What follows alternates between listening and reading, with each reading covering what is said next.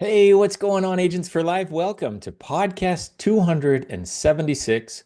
I want to especially warm welcome if you're new or if you're just kind of checking this out for the first time. Go back. There's, well, 275 other podcasts and tons of training. This is a phenomenal industry.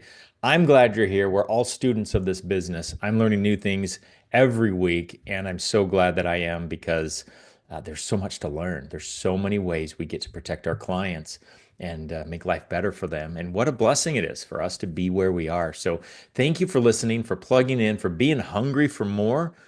And I have to admit, it's a tall responsibility for me to keep showing up in front of you guys every week trying to deliver more value. But it's the challenge I took on when I started this.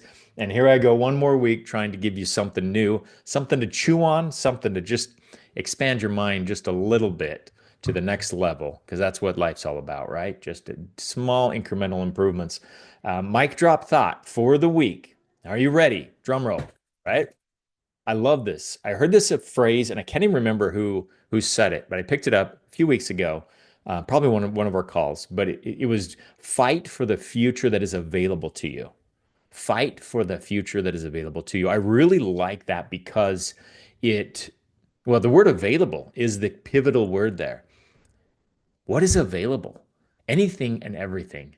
You look at the abundance of this world that we live in, and there's so much that's available. I mean, the lives that we live today, we only dreamt of when my grandparents were kids, right? I mean, the conveniences, the things that have been created and invented, and it's all available. There's so much. And so from here, where are we going? What's available? What is possible? Have we ever even figured out where our limits are? I mean, we just keep outdoing ourselves, right? And we live in a world today where anything really, now we've stretched the boundaries so much that anything, right? Anything is possible. So you look at your life and you look ahead and go, what's available for your future?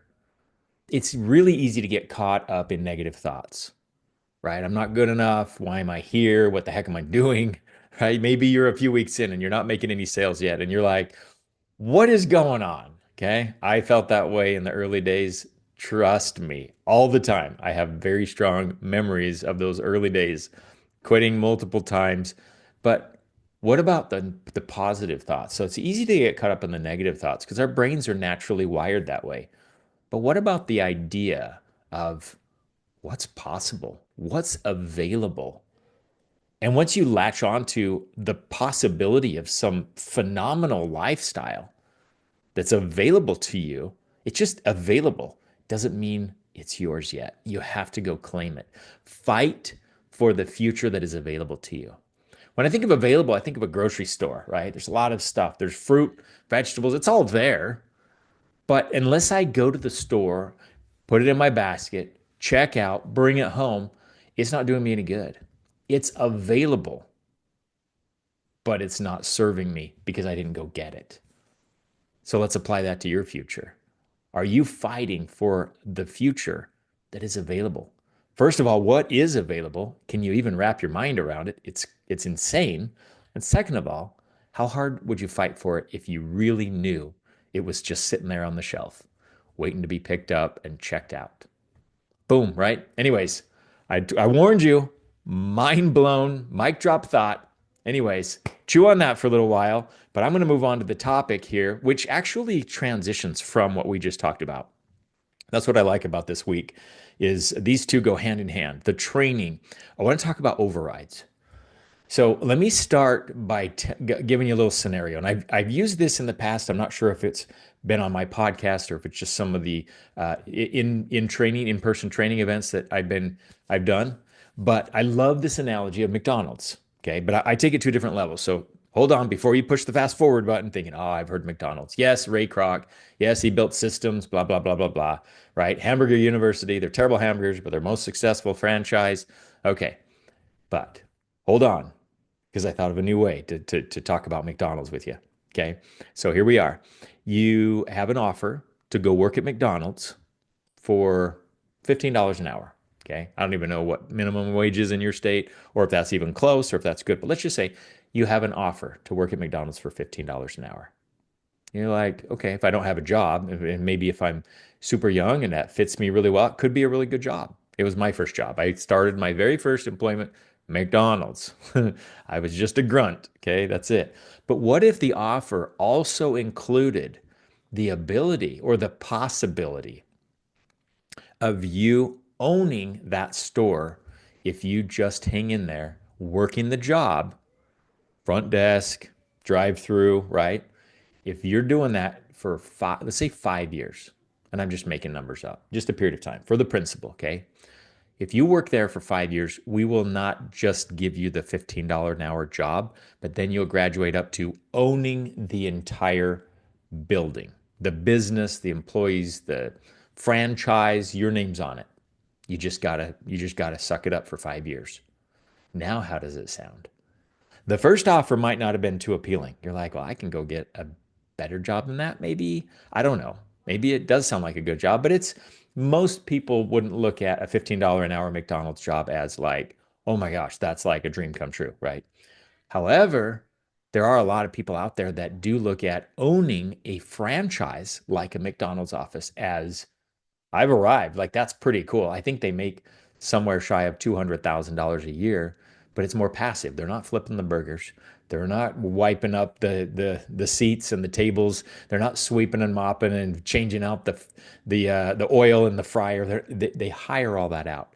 The owners own the system, right? So back to the offer. You can work here for $15 an hour.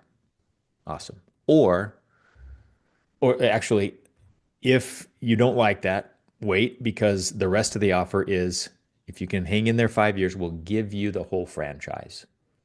Now all of a sudden you think to yourself, gosh, I could probably, if I could just get by those 5 years on $15 an hour, I'm pretty well set after that, right? Anyways, what does that have to do with anything? We're talking about life insurance here, Matthew, right?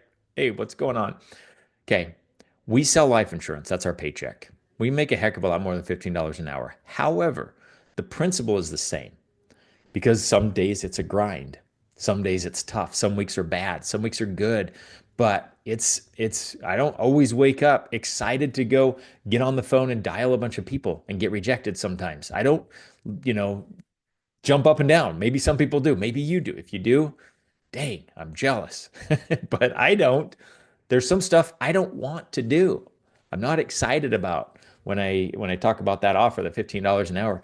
I'm not overly excited about that. But what I am excited about is something bigger. And if you don't connect with that bigger thing, then it becomes nothing more than just a $15 an hour job. How excited are you to go to McDonald's every day for $15 an hour if you don't know that you're going to own it one day?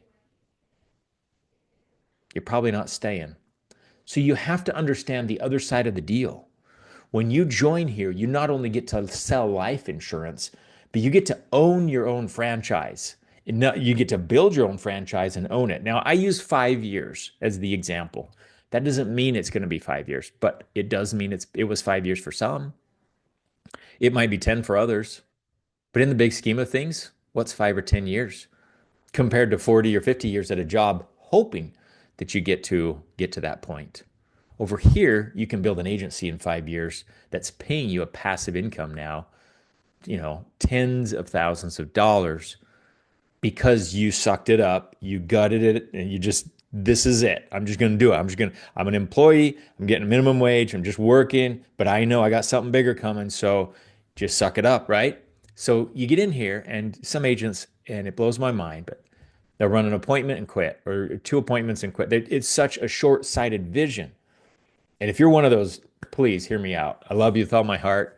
There's so much more. You've just got to latch onto the bigger vision of what this is.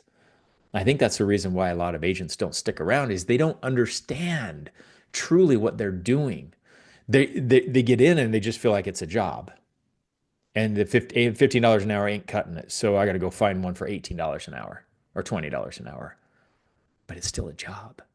You're never going to own the McDonald's. You got to go through the deal. You got to spend your 5 years to get that ownership, right? Well, over here, you don't have to wait 5 years. You can do it sooner. But my point is, you're building something bigger. And what that is has to do with overrides. So when I was in Greenbrier, Barry Clarkson talked to us about this. He said, you're going to be making, especially as you start scaling through the bonus program, you're going to be making a lot of bonuses. You're going to be making a lot of money on personal production. If you go out and sell a lot of life insurance, you make a heck of a lot more than $15 an hour. Okay. You'll make a lot of money. You make a lot of money in bonus. You'll make a lot of money in back ends and renewals, carrier incentives. Okay. Right. Money's going to come in from a lot of places. He said, build your business on overrides. Build your business on overrides. Don't fall in love with the bonuses. You're going to have bonuses. The bonus program on our scale right now goes up to $50,000. And the Equus will just bump it up when we get to that point. $50,000 a month? Are you kidding me? That's more than a $500,000 income per year, just one of the bonuses. And there are multiple bonuses. I mean, by the time you're reaching that level, you're making way in excess of $1 million a year. But my point is, bonus money is awesome. You can fall in love with it. You can get sales manager, get $1,000 bonus. Regional manager, 1,800, 2,500. VP, 5,000. All those bonuses, they are there. They are real. They're awesome. Okay. But don't fall in love with them. They're just bonus money. That's why we call it bonus.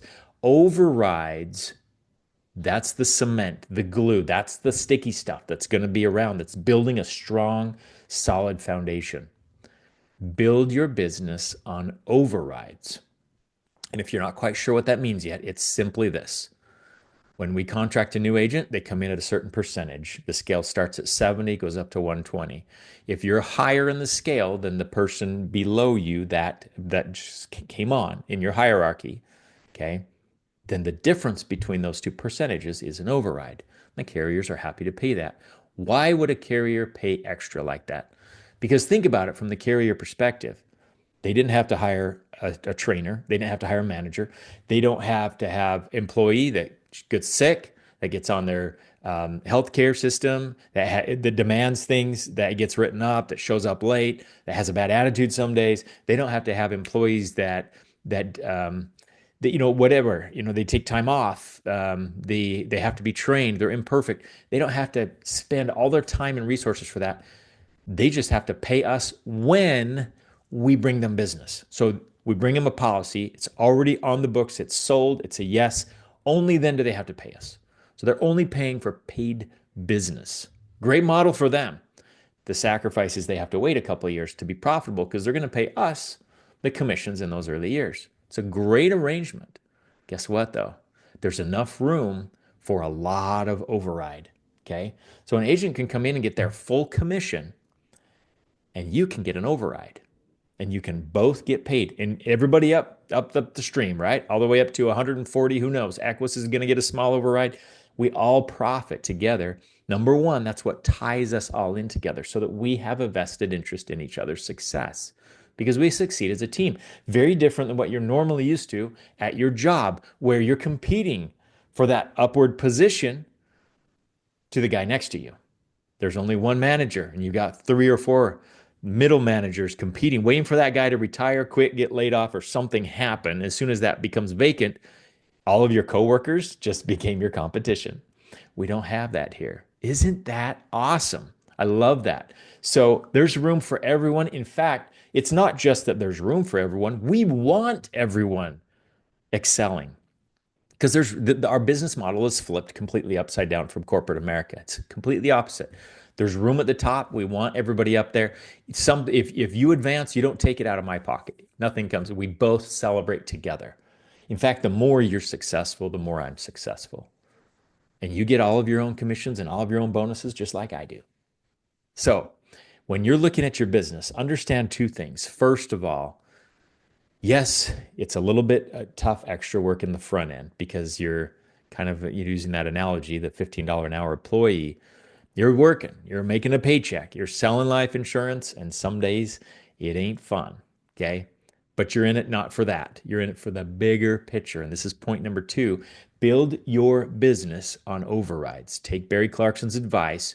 Go out and find a few people that you can run with, some running mates. just bring them to the opportunity meetings, expose them to what we do and who we are, let them make their own decisions. We don't twist anybody's arm, we don't chase anybody, we don't use high pressure sales tactics. Okay, we don't do any of that. We just walk around saying, hey, come check this out. If it's for you, great. If it's not, no big deal. Just get used to that. Make your sales, ask people to come join the opportunity. Make your sales, opportunity. Build your agency, right? Sales, agency, until it comes a point where, just like the McDonald's worker, you get to own the place. It's yours. And you start making overrides and income, whether you like it or not, all around the clock, just like a McDonald's franchise owner. Guys, I hope this has been helpful. Get the vision of what this opportunity truly can be for you. Okay. I'm going to go back to where I started.